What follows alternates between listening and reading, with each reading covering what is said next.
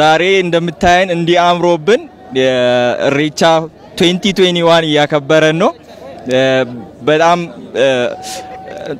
ድባቡ ደስ ይላል ሬቻ እንደሚታወቀው በኦሮሞ ህዝብ ብራ ማለት የበጋ ወቅት ሲመጣ የሚከበር የምስጋና ታንክስ ጊቪንግ ላይክ ዘ ዌስተርን እንደዛ ነው የምናከብረው እኛ የለበሰን አሁን የኦሮሞ ወለጋ አካባቢ የሚለበስ የኦሮሞ ባህላዊ ልብስ ነው እንዲህ በግሩፕ በቤተሰብ መተን ያከበረን ነው ደስ ይላል ሀገር በባለቤቱ ያምራል አሳምረናል ሀገሪቷን ደስ ብሎናል በጣም ለቶማ ኢትዮቲዩብ አያና ሀራውል ተቀበምኔ ጉያ ሬቻ ከነከ አያነ ፈቻራ ሆራ ፍንፍኔቲ እንዲ ኬኛ ኮ ቤከሙ ኡፈታ አዳና ነው ወለጋ ተፈተሙ ኡፈኔ ጅራ በብኑቲ ወበሬዴ ኡፈታ አዳና ነው ገረገራ ተፈተሙ ስላላ ጅራ ኮ ቤከሙ ወጋ ወጋዳን አልቶ ኪቸ ዱፋ አያነ ሬቻ ደማ ኡመቶሮሞ ብረት ዶ ጉዳ ቀባ ወጋ ወጋዳን አርግኔ ከበስና boqa dura kanatti ba'u keenyaaf neesitti waaqa keenya galateeffannee isa dhufuuf immoo waaqa kadhannee irreecha kana keessatti dabarsina jechuudha baay'ee namatti tola galatooma ayyaani akka malee dansaadha akkuma argitan kana namni guddoo walirra ture amma haal dansaa wal argee guddoo gammaduu jirra kan fakkaata isa wajjin yeroo wal bira qabdu sila irreecha osoo siyaasa keessa galchuu baannee dansa irreechi aadaa Oromoo duudhaa Oromoo tokkummaa uummanni Oromoo itti wal jabeessee itti wal argee gammadee aadaa isaa itti mul'ifatu waan ta'eef mootummaan harki keessa fudhatee uummanni Oromoo aadaa isaa jabeessee haalum kanaan itti gammadee akka itti fufuu tanum dhaamachuu barbaada.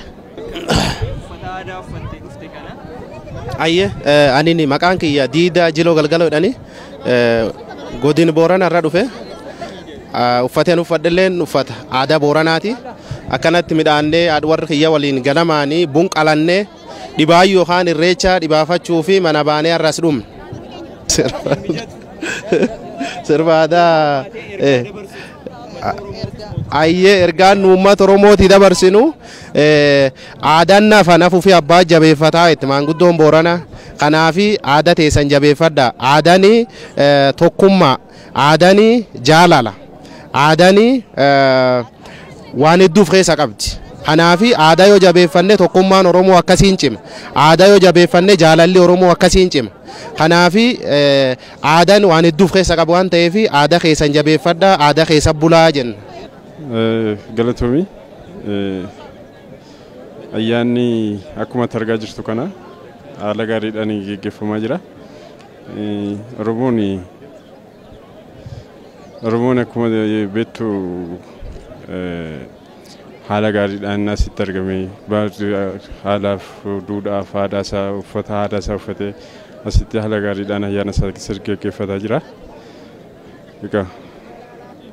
Kan garaagara godhu kan waggaa kanaatiif kan ammaa kana bara darbee haala koronaatii wal qabatee COVID-19 wal qabatee asitti argamuu hin dandeenye. Halan immoo galanni rabbiin egaa asitti argamne haala gaariidhaan gaggeeffataa jira.